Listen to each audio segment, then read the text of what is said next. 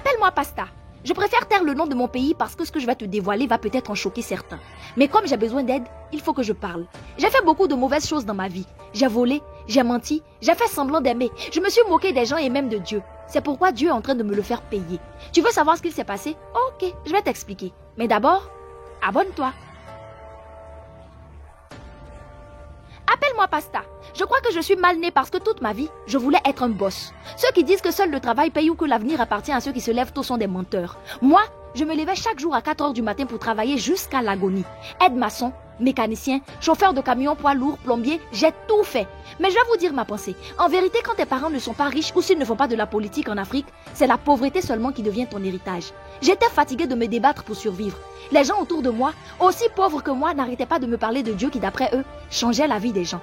Je les regardais et ils me faisaient rire. Dans mon cœur, je me disais en les observant, Dieu change la vie des gens et toi, t'as toujours ton même t-shirt troué. Toi, malgré tes prières, ton mari alcoolique a fait de ses bouteilles ses concubines et puis toi, ton enfant voleur pensionnaire de toutes les prisons du pays, Dieu attend quoi pour le changer? Mais ils avaient tellement insisté qu'un jour, par curiosité, je les ai suivis dans une veillée de prière. Et c'est là que j'ai compris que Dieu changeait vraiment la vie. Les 2 caisses en bois qui devaient recevoir d'un côté les dons, de l'autre les dîmes, étaient pleines de billets. Opportuniste, j'ai vite compris que si je devenais pasteur, je pourrais moi aussi être riche, devenir un boss. J'ai donc commencé à jouer le pasteur avec des tours de faux miracles et en complicité avec quelques proches que je payais dans ce but. Mais quand je l'ai proposé à ma voisine Marie, chrétienne extrémiste, elle m'a rétorqué qu'il n'y avait aucun honneur à gagner de l'argent sale.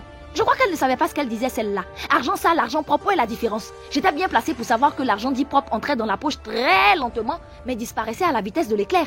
De toute façon, si on pouvait laver les habits sales, on pouvait aussi le faire pour l'argent sale, non?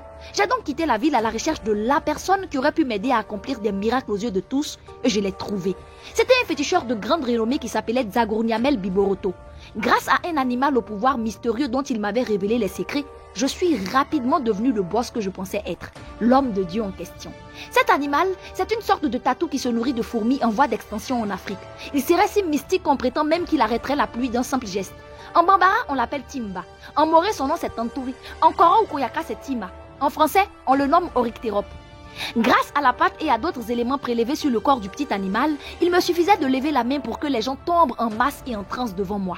Je faisais désormais des parades d'évangélisation dignes des films chrétiens. Stades, salles de concert, je les remplissais comme une rockstar. Mon sens de l'escroquerie s'est aussi aiguisé et j'ai appris l'hypnose. Je manipulais les fidèles en leur faisant avouer des crimes de sorcellerie qu'ils n'avaient jamais commis.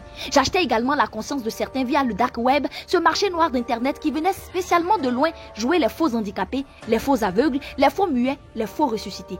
Je croyais que j'étais vraiment tout puissant jusqu'à ce que Dieu me montre qu'on peut jouer avec tout. Sauf avec son nom. Actuellement où je vous parle, ça fait 8 ans que mon fils qui était le président des jeunes de mon église est devenu aveugle. Ma femme, elle, ne marche plus depuis 11 ans. J'ai trouvé toutes sortes d'arguments pour éviter que les fidèles me demandent pourquoi je ne les guérissais pas comme je le faisais avec les autres. Certains politiciens de mon pays me recherchent à cause des fausses révélations que j'ai faites sur eux. J'ai donc fui ma maison, abandonnant femme et enfants. Je me suis cachée dans un trou perdu, mais je suis fatiguée de me cacher, de vivre loin de ma famille. Si vous connaissiez un homme de Dieu, un véritable homme de Dieu capable de me sauver, de guérir les miens, donnez-moi des informations en commentaire. Je ne peux plus vivre dans le mensonge. Ce que tu n'as jamais vu, faut pas dire que ça n'existe pas. Toute ressemblance avec des faits, des personnages existants ou ayant existé n'est pas du tout le fruit d'une pure coïncidence. Ah, madame.